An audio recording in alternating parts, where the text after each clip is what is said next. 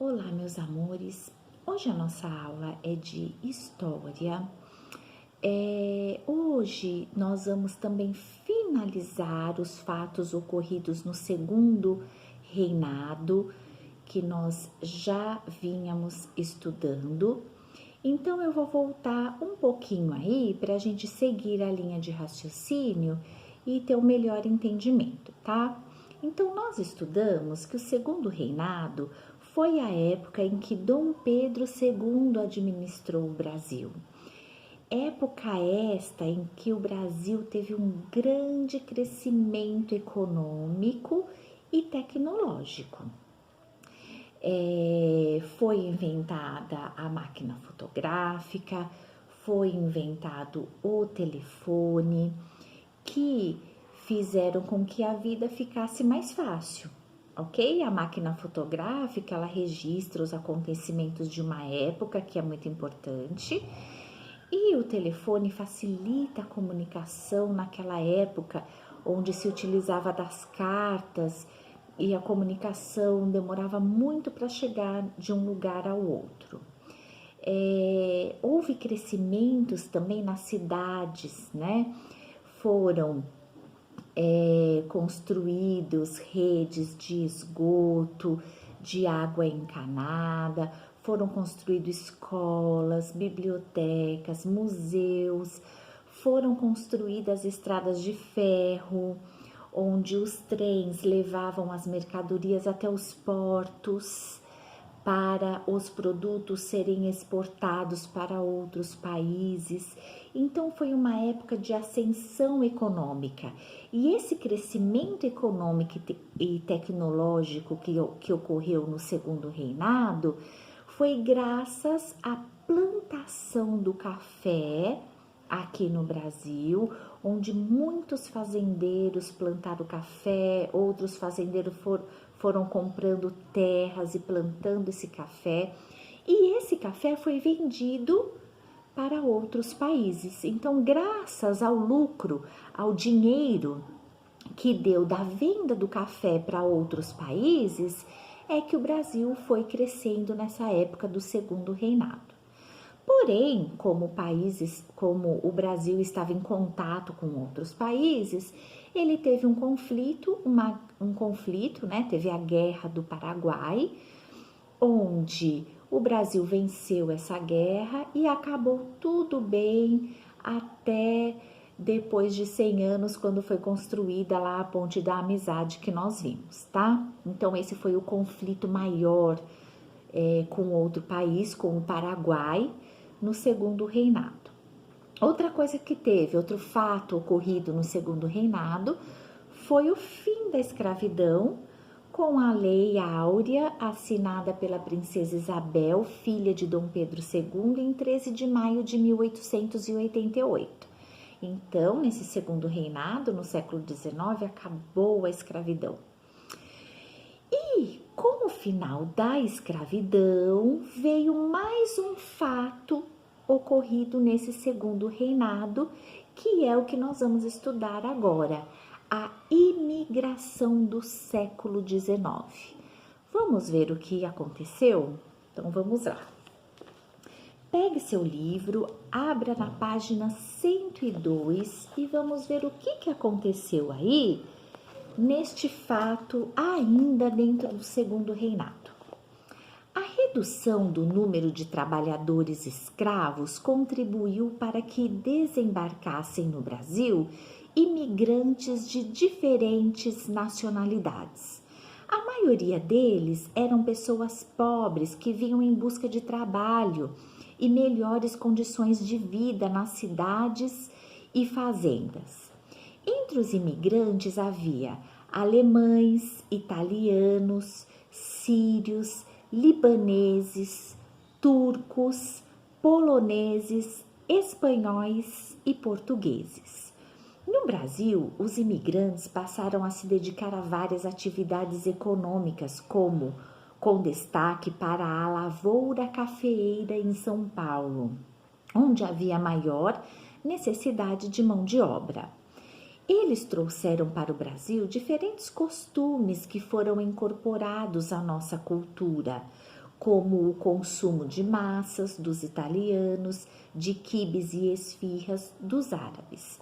Em troca de seu trabalho, os imigrantes recebiam salário ou terra para construir moradia, cultivar alimentos e criar animais.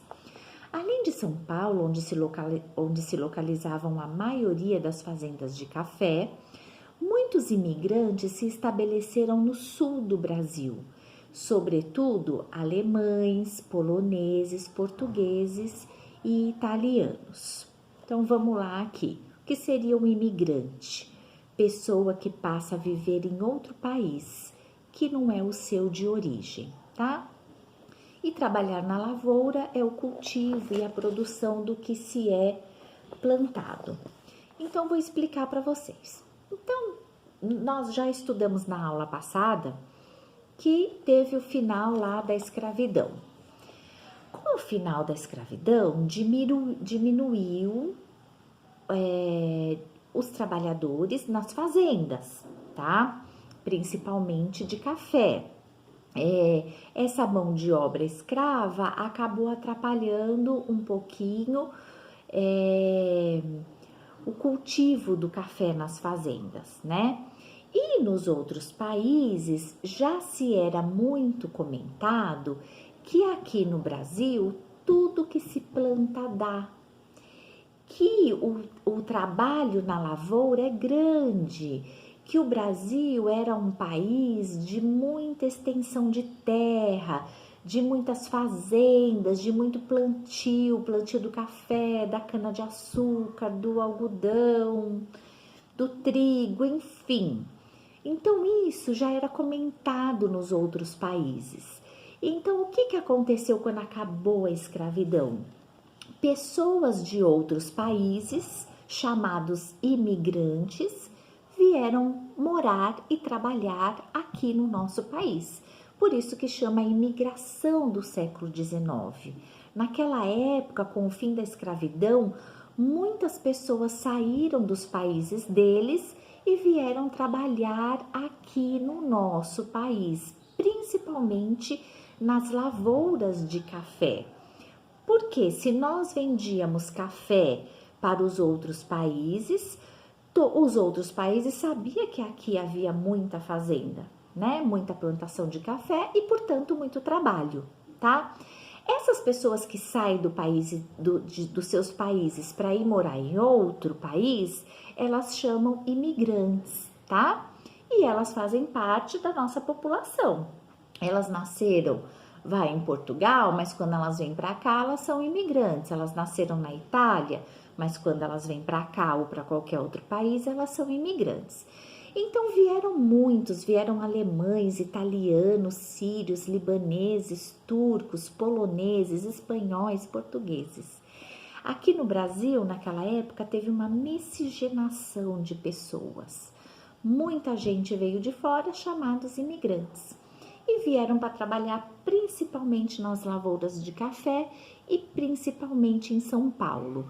Mas tinham imigrantes em outras partes do Brasil também, principalmente no sul, tá? Em Santa Catarina, no Rio Grande do Sul, bem lá na parte de baixo do nosso país, tá?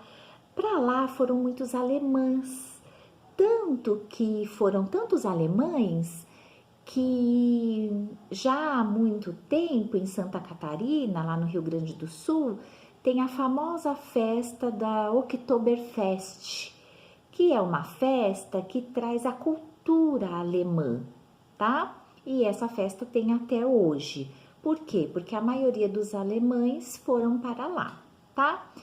Então, com o final da escravidão, pessoas de outros países vieram para cá para trabalhar nas fazendas de café, tá? Com o passar dos anos, a tecnologia foi avançando, as coisas foram melhorando no Brasil, já tinham fábricas de macarrão, como, né, por exemplo, e aí os imigrantes também trabalhavam nas fábricas de macarrão e de outras coisas, assim como também na lavoura, tá?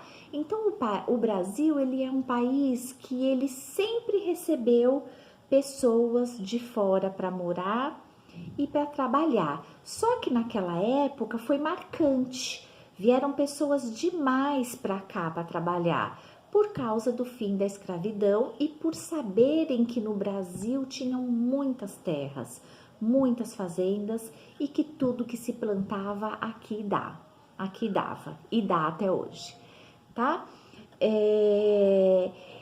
Uma coisa interessante e importante com essas pessoas que vinham de outros países é que elas traziam também a cultura delas. O que é a cultura de um país?